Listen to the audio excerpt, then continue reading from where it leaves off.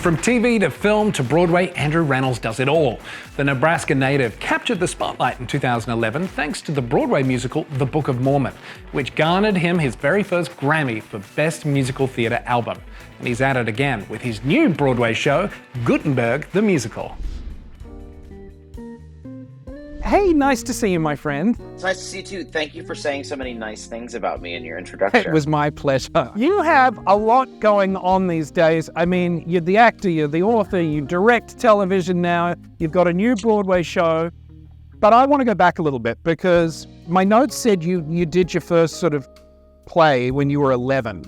When was the thing, what was the thing inside you that made you go, that's what I want to do? One performance, and I believe it was a production of Frankenstein, and there was a little boy who was in the show.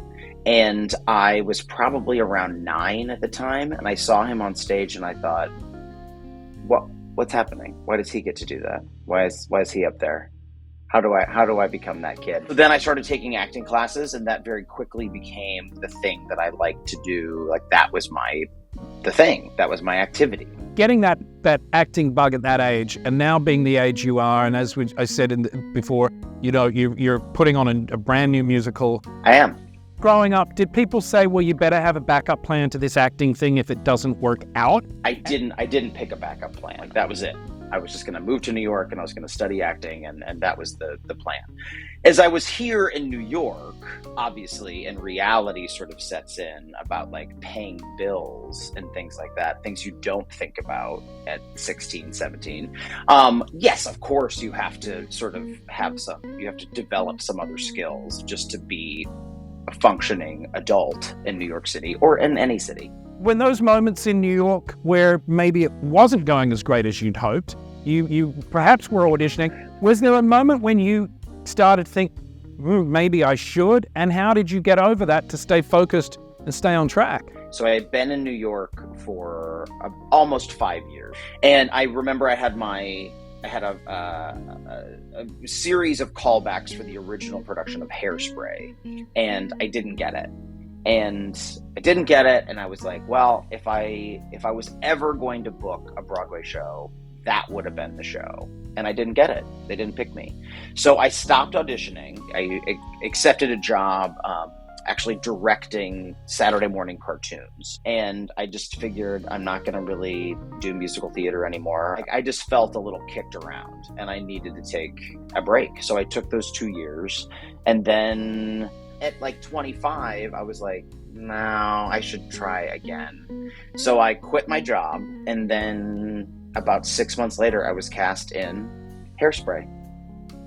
I was a replacement for the guy who had booked it the first time, and I replaced him in it. Sometimes, Carl, things don't happen on your timeline, They happen on someone else's timeline. Boy, do I know it, and I'm not the world's most patient person, let me tell you. No.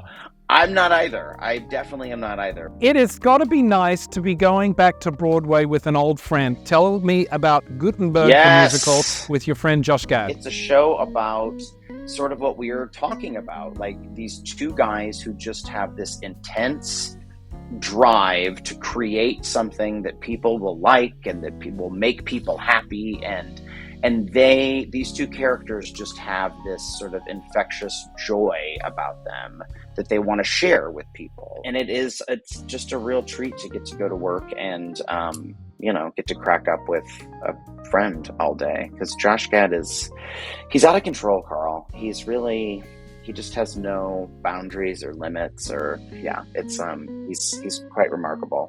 Here you are, you're 45, you're about to launch another Broadway show.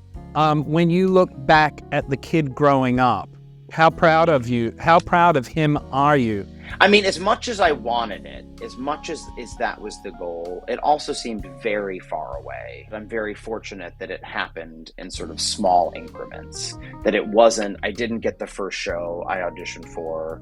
I didn't, it wasn't sort of instant success. I had to work for it, and I had to be patient, and I had to learn patience. And the fact that I have Bernadette Peters and Patti LuPone's phone number is like, I think that would have blown that little gay boy's mind. if I could go back in time and be like, one day you're going to be able to call Patti LuPone, you'd be like, no, that's not possible. That can't be true. Thank you, Andrew Rannells. It's been a treat. Thank you for having me. It's very nice to see you. I always love chatting to Andrew. And by the way, the show is amazing. Check it out if you can.